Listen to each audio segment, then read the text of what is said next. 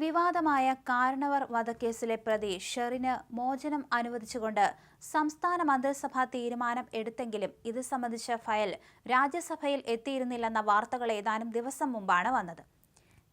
File governor മടക്കുമെന്ന സൂചന വന്നതോടെ സർക്കാർ ഷെറിന് ശിക്ഷാ കാലയളവിൽ ഇളവ് നൽകി വിട്ടയക്കാനുള്ള തീരുമാനം തൽക്കാലം മരവിപ്പിച്ചു എന്നാണ് വാർത്തകൾ. ഇതോടെ ഷെറിന് ശിക്ഷാ ഇളവ് നൽകി വിട്ടയക്കാനുള്ള ശ്രമം നീണ്ടുപോവുകയാണ്. ഈ പശ്ചാത്തലത്തിൽ ഭാസ്കര കാരണവർ കേസിലെ പ്രതിക്ക് പരോൾ അനുവദിച്ചിരിക്കുകയാണ് സംസ്ഥാന സർക്കാർ.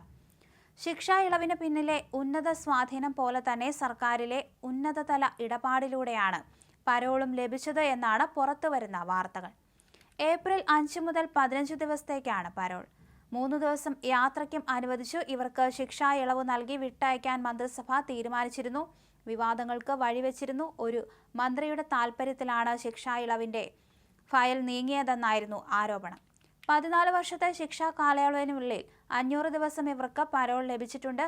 തെരഞ്ഞെടുപ്പ് പെരുമാറ്റച്ചട്ടം നിലനിന്ന കാലത്ത് പരോൾ അനുവദിക്കാൻ നിരോധനമുണ്ടെങ്കിലും ഷെറിന് ആദ്യം 30 ദിവസവും പിന്നീട് ദീർഘിപ്പിച്ച് 30 ദിവസവും കൂടി പരോൾ ലഭിച്ചിരുന്നു. ഇത്രയേറെ പരോൾ ഷെറിന് ലഭിച്ചതിന് പിന്നിൽ സ്വാധീനശക്തി തന്നെയാണ്. മറ്റ് സാധാരണ തടവുകാർ ഉള്ളിൽ കിടക്കുമ്പോഴാണ് ഷെറിൻ ഒരു 1.5 വർഷത്തിലേറെ ജയിലിന് പുറത്തു കഴിഞ്ഞത്.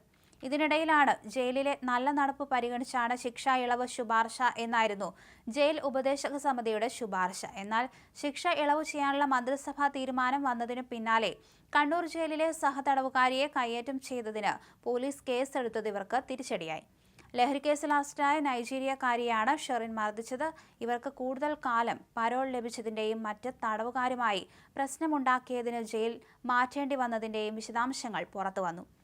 ജയിലിൽ ലഭിക്കുന്ന പ്രത്യേക സൗകര്യങ്ങളും ഉയർന്ന ഉദ്യോഗസ്ഥരിൽ നിന്ന് ലഭിക്കുന്ന പരിഗണനയും വെളിപ്പെടുത്തി സഹതടവുകാരും രംഗത്തെത്തി ഷെറിന്റെ മോചന ആവശ്യം അംഗീകരിക്കരുതെന്ന് ആവശ്യപ്പെട്ട് ഗവർണർക്ക് പരാതി ലഭിച്ചു. മന്ത്രിസഭാ തീരുമാനമനുസരിച്ചുള്ള ഫയൽ രാജ്ഭവനിൽ എത്തിയിരുന്നില്ല. ഷെറിനെ വിട്ടയക്കുന്നതിൽ ബാഹ്യ സമ്മർദ്ദമുണ്ടായെന്ന് ആരോപണമുയർന്നതിനാലും മന്ത്രിസഭാ തീരുമാനത്തിന് ശേഷം ജയിലിൽ സഹതടവുകാരിയെ കയ്യേറ്റം ചെയ്ത കേസിൽ ഇവർ പ്രതിയായതിനാലുമാണ് പിന്മാറ്റം.